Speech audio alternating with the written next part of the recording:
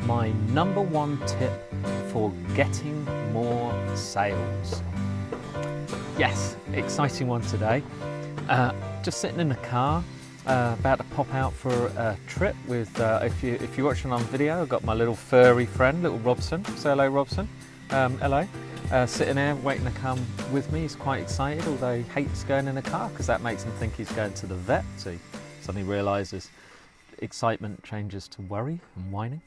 And apology for all the banging as people are replacing the windows in one of the apartments above mine. But anyway, the sales. Right, sales are the lifeblood of any business. Quite simply, a business with no sales will have no income. A business with no income will not survive. Now you may say, oh, what about the Facebooks and the Googles of the world? Yes, they start with no income, but the reason they've survived and become so large is because they figured out how to do it.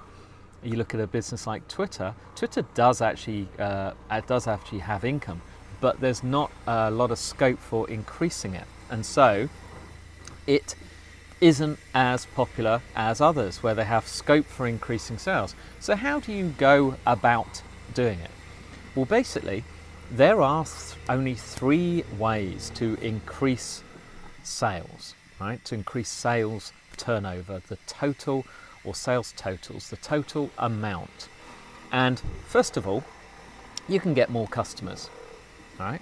Now, we're not talking about that today. That's another one. There are easier ways. The second way is to increase the amount your customers spend each time they buy from you. And yes, that includes things like putting up prices, things like that. That is one option, but that's not necessarily what we're going to talk about today. And the other way is to increase the frequency of their purchases. So if they buy 3 times a year, it's a certain amount. If they buy 4 times a year, obviously it's more. Now, the number one trick for me is to get more sales from your existing customers. And the reason I say that slowly is to allow it to sink in a bit, because when most people talk about increasing sales, they're thinking of going out and getting new customers. But the diamonds are in your backyard. That's a whole story. If you haven't heard that story, it's a great one. Google it. Diamonds in your backyard. It's a lovely fable. But you have customers. Okay, I'm going to assume you have customers. Now, no matter who they are, what they are, you will have all types of customers. You'll have ones that annoy you. You'll have ones that spend twice as much as everyone else. You might have one customer who accounts for half your business. By the way, I don't advise relying on that, because when they change their mind, things get a bit sticky. And you have some that hardly spend any money and they moan all the time, and you have others that are great. Everyone has the same. But to put it simply, they have already gone through the know, like and trust process with you. They trust you. They buy from you. They trust you enough to take out their credit card or their checkbook and to give you money for your products or services.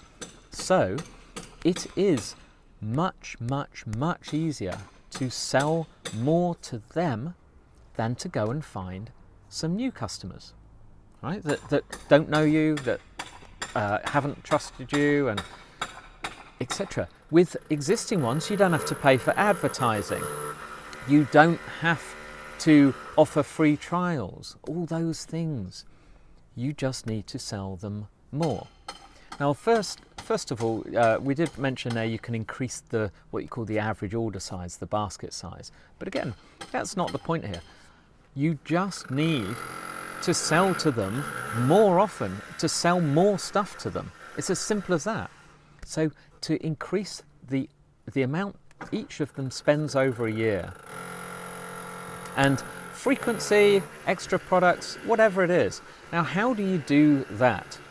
Well, Firstly, with communication. Your customers are, in addition to the income, they are a fantastic source of knowledge. And one of the things that a lot of people are scared of is talking to customers. And usually when I speak to people, it's the reason everyone's scared of talking to them is, apart from the general, I don't know them, what would I talk about, is what if they tell me they don't like us or they have complaints? Well, let me assure you, if they have complaints, the likelihood is they would have already told you. Another likelihood is they would no longer be buying from you. Another likelihood is that they would have told everyone else and you would have heard back. If they've kept quiet about it, then that's not a good thing, because if they've not told you but they have a complaint, it's still in their mind. It is the same. And until it comes out in the open, it's not going to help your business, is it? But don't be scared. This is the reason we're talking about selling more to existing customers, because they like you. They are existing customers. If they're an ex-customer, do you see, if they had a complaint, they'd be an ex-customer. So we're talking about the ones that like you. Now, what can you offer them? Easier said than done. If you are a plumber or if you're an accountant, what more can you offer them? Well, ask them. Ask them what more they want from you. Let me explain.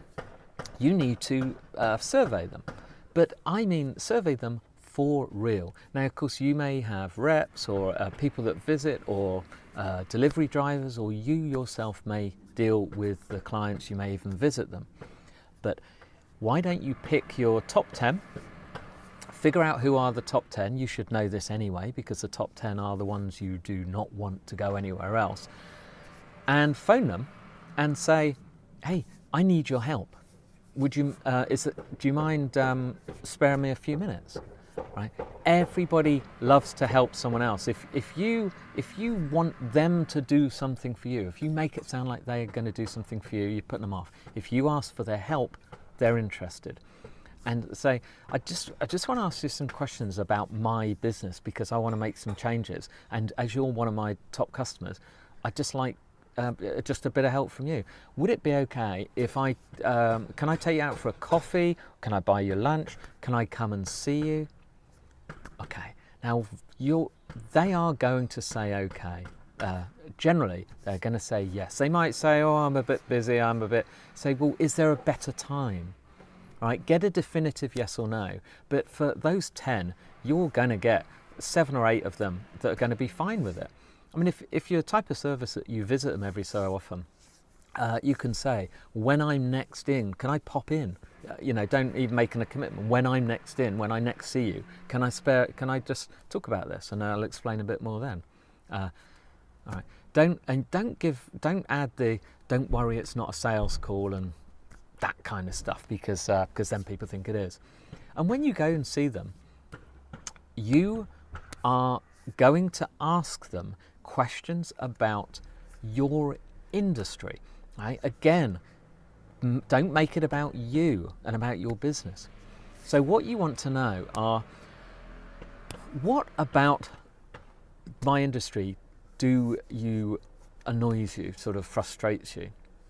And then things like that. So get a couple of questions out. Say, explain that you're trying to improve the service. Say, what annoys you is that everyone seems to offer the same, and you just want to stand out a bit more, and you want to be more customer friendly, customer focused, rather than giving people what you think they want. You want to give people what they really want.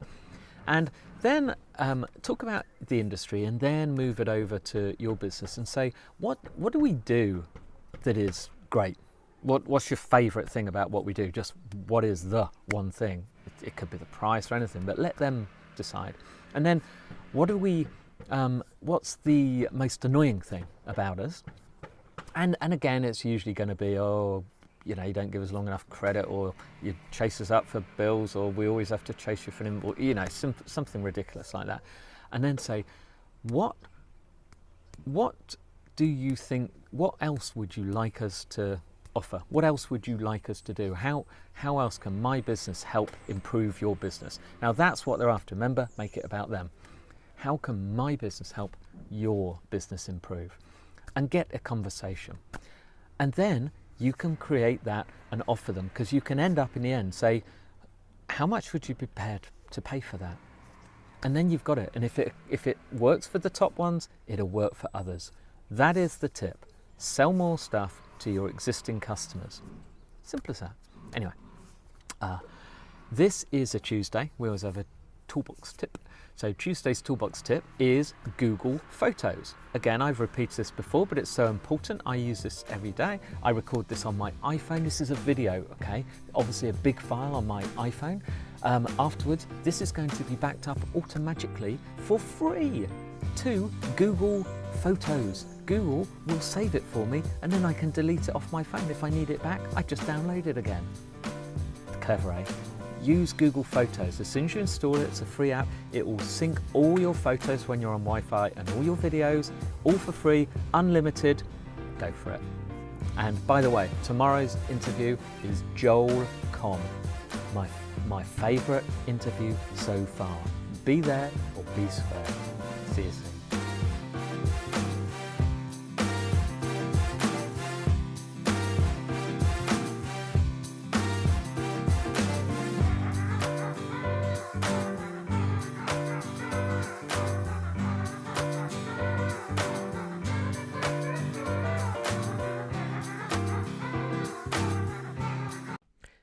Wasn't that great? I learned so much from my guests. It's wonderful. But to find out what you think, please hop on to iTunes and give the show a review and a rating. I'd love to hear what you think. And please mention the particular guest in the notes so that we know which one you're talking about in particular. Then, once you've done that, we've got a fantastic gift for you. Go to the website at marketingforowners.com/freebook. And you will find there's a little surprise waiting for you. And it doesn't matter where you live in the world. Go over to marketingforowners.com/freebook and see what we got for you.